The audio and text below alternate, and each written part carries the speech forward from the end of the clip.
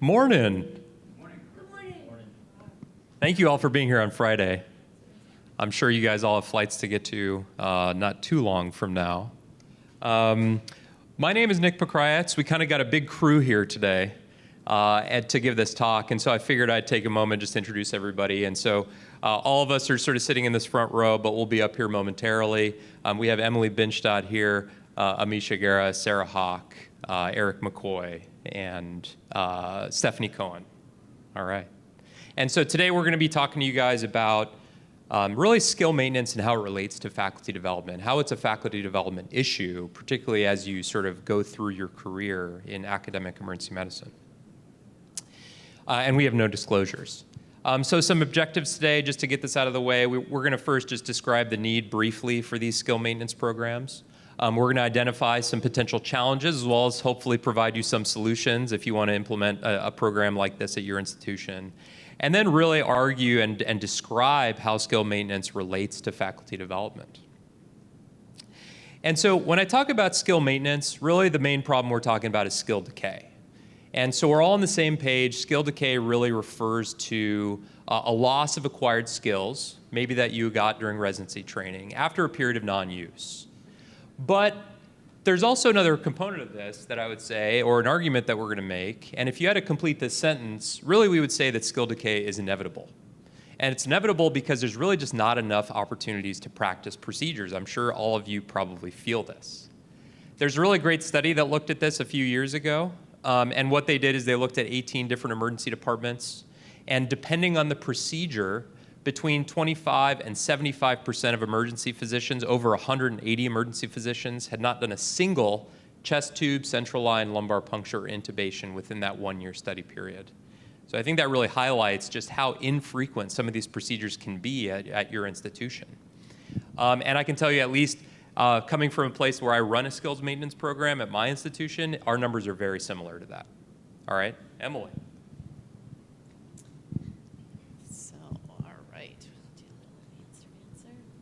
So, why should you care? If skill decay is inevitable, how does that impact you? So, I would argue, does it affect patient safety? Does it affect your ability to supervise residents? But also, what are the ways that losing skill proficiency affects your career? So, your psychological well-being, your wellness, your anxiety levels, just day-to-day in your job.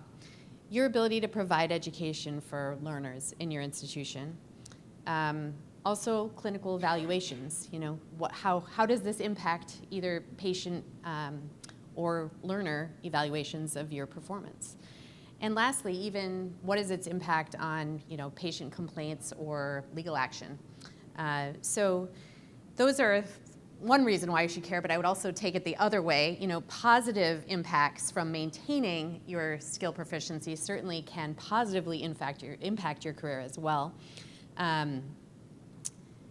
Everything from just retention even in the big picture. If you feel like you're competent at your job, you're more satisfied doing your job. So that's why we should care about this. I'm going to hand it over to Amish. She's going to give us how you can make it happen in your home institution. Hi, everybody. So, yeah, I guess you guys are all here. You're probably either interested in this topic. Maybe you've already started something. Maybe you are having something going and you want to keep it going. To the right of the screen here are the 8 steps of Cotter's change model. So what is Cotter's change model? It's basically a research-based process for creating organizational change from a business professor at Harvard by the name of Cotter. I just want to highlight a couple steps in this model, I think, that are highly relevant to this topic. The first is step 1, which is to create a sense of urgency. In Cotter's model, they talk about needing about 75% of your organizational leaders to buy in order for some change to be successful.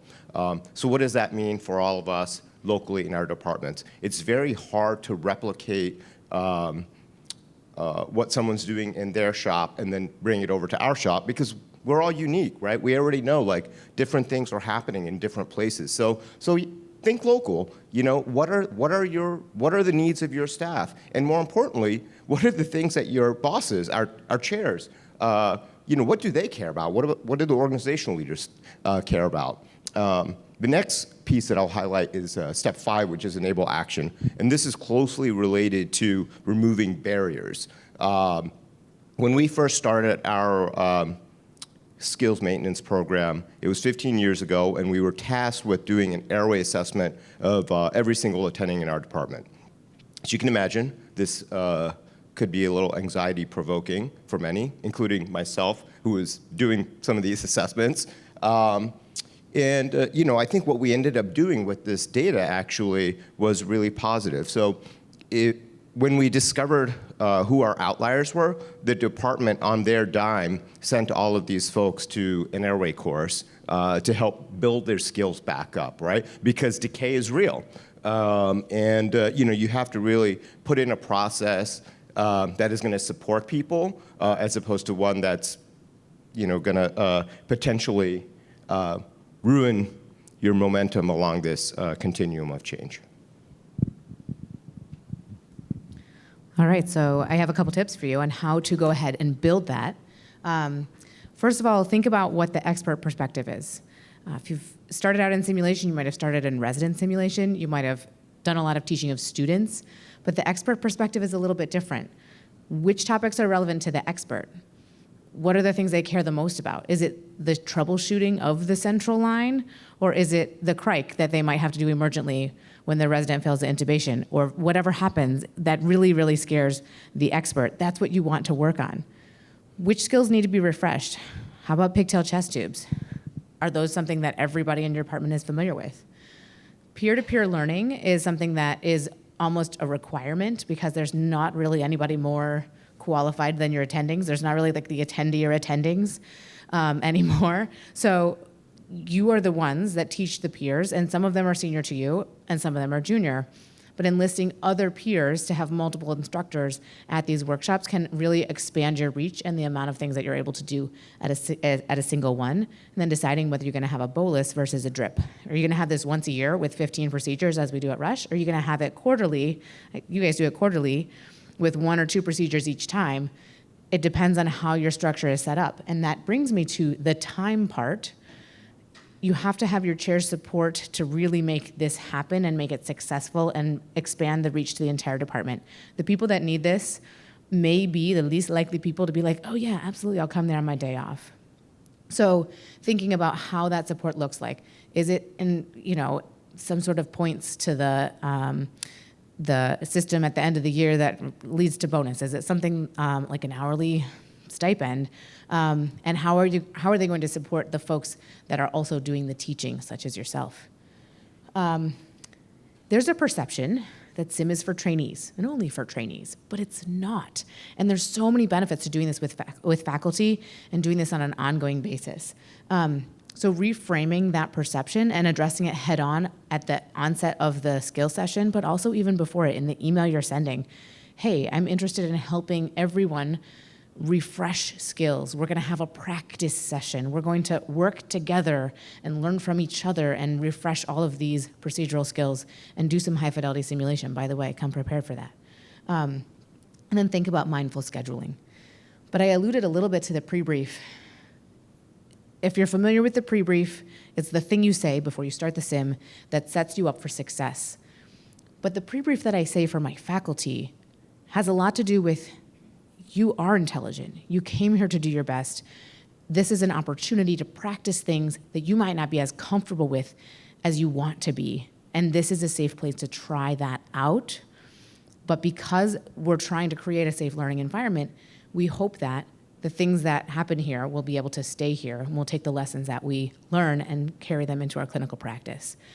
So that's a snippet of the pre-brief that I might share with the faculty to say, hey, like it's really important that you don't tell whoever else how so-and-so flubbed up their transvenous pacer, because that doesn't make this an environment where people are willing to try and willing to practice and willing to make mistakes.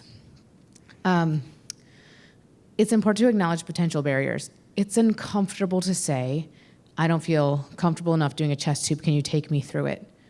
And so having a peer facilitator who has just studied chest tubes and the procedure and the tips to troubleshoot, having that peer there to offer, hey, let me take you through this, or let me guide you in the key steps, or remind you how the kit goes together. Those offers are proactive and don't require the learner to say, I forgot about this. And then also thinking about the higher level concepts beyond content. What equipment do we have that's new? Did we change the kit? What's the protocol for conscious sedation at our hospital, and what do you have to fill out before you can do it? And how can you coach or supervise your learner when they're having trouble with this? So if you can have the peer educators model that for the learner, you're gonna have a lot more success making this into a teach the teacher as well. To do or not to do. Should you use a checklist? I would say you should often have a checklist available to remind your attending learners that there are steps that ideally would be followed in a certain order. That over the course of their career, they may have said, you know what, I might not need to flush every central line that I'm putting in a crash trauma patient, because I know I'm gonna draw back until the blood hits the syringe and then I'm gonna flush it. But if you were teaching a novice, you'd be like, no, go back and do that. So having a checklist available is not the same as requiring them to do every step because of making them fill it out safely. That being said, I'm going to skip one for a second and say, should we actually do formal assessments of these checklists? The answer is maybe. Because you don't always need to do a formal assessment to help train somebody back up to a level of confidence and competence that is safe to have them back practicing. Because we are all currently practicing, and there could be something that we identify as less good. That doesn't mean you're not a great doctor. It means that you could use some additional practice. You gave the example of airway. We did formal assessments on central line as part of a study I was doing when I was a novice educator. And it really actually created a lot of discomfort in the department. And I wouldn't actually recommend that type of thing every time. But at times it can be really useful. High fidelity. Sometimes. I do think the high fidelity simulation can help create that moment of urgency that you might need to place yourself in the anxiety-ridden area of my patient that I just did conscious sedation is desatting. What is the next step? What is the thing I need to do next to make this patient better? And so you can allow that moment of urgency in the faculty setting. All right, I'm going to hand over to Steph for some special considerations. So I'm going to talk about a few things you might want to consider if you're going to implement this at your own facility or institution. Thank you. It's important to remember that adult learning theory, just like adults and children learn differently, attendings and residents learn differently as well. And the adult learning theory can give us a lens into some characteristics of our adult learners that we should be thinking about when implementing such programs as this. So the first thing to know is that adults are self-directed learners.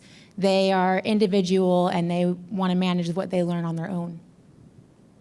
They have a depth and breadth of experience in order to apply to their new learning. They prefer to learn with real life context, and also they are goal focused. So they need a clear what and why when it comes to their learning goals and objectives. Adults like to be engaged in learning that's practical as well as problem-based. They also prefer to learn what's most important to themselves. And also, it's important to know that adults are intrinsically motivated to further their own education. So us as emergency physicians, we like to get our hands dirty. We like hands-on, real-world experience that will guide our learning further. Working in an academic institution, there's more attrition due to the fact that we don't perform procedures as much, because this is secondary to the fact that we want to prioritize resident education.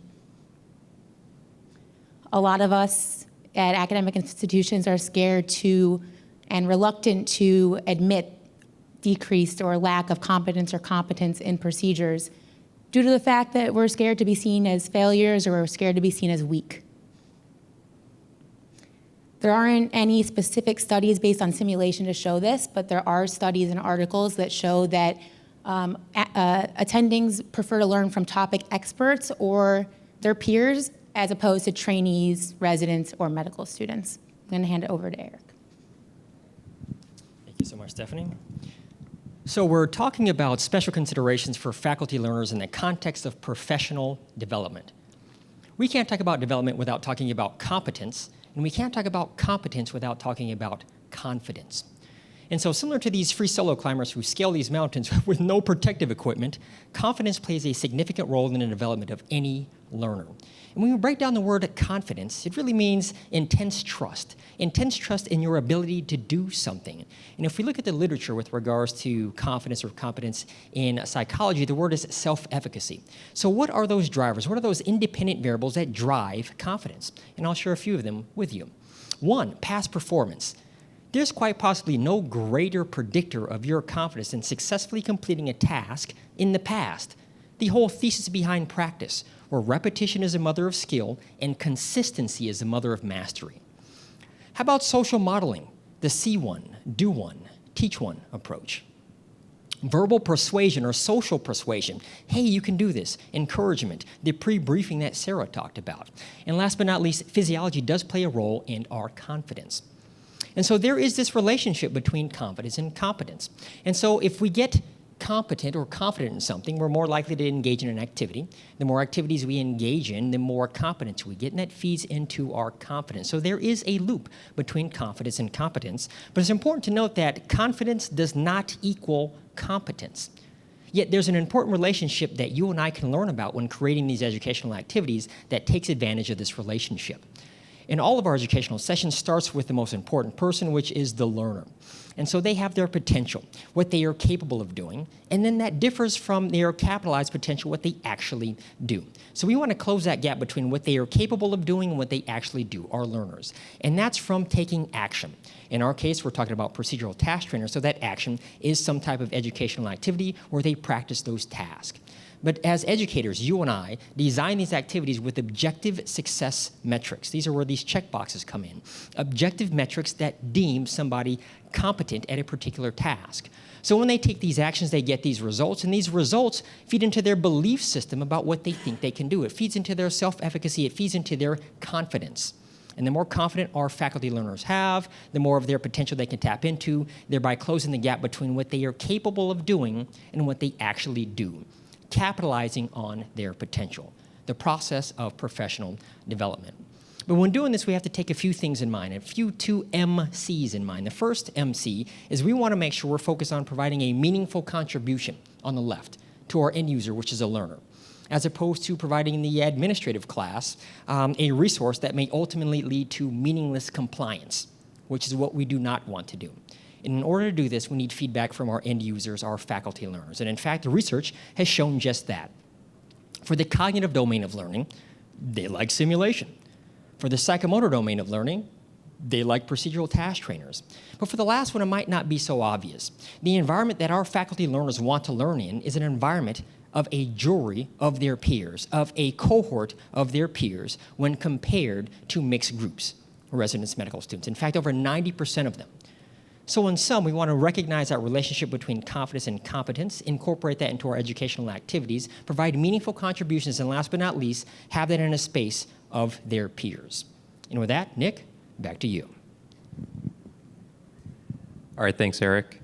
So obviously, this is an extremely broad topic that we tried to cover in 20 minutes, which is basically impossible, okay? But hopefully, we at least imparted some very broad strokes concepts for you and tried to relate this a bit to faculty development, as skill maintenance as a faculty development issue. So to kind of just bring home some summary points, one, I hope you take away from this that, at least you probably knew this already, but that skill maintenance really is an important issue, and skill maintenance programs are necessary because we all face issues related to skill decay. When you're starting a program like this, think about your needs. Think about your local environment needs, your stakeholders, the resources, what your department is going to benefit from by implementing a program like this. It's also important that you start with the top. You know, you need to build executive support. You need to have that support to be able to run these sessions and frame these sessions not for trainees, but with faculty learners in mind. And really be thoughtful about how you approach these sessions when you use things like checklists, when you use things like assessment tools, and when it's really necessary to involve sort of high fidelity simulation methods. And to kind of bring home Eric's point is that your faculty are going to thrive in an environment where they can establish both competence and confidence, and that will feed into their career as an academic emergency physician.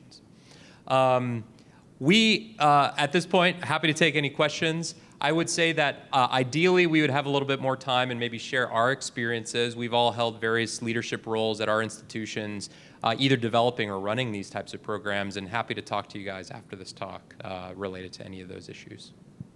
Thank you.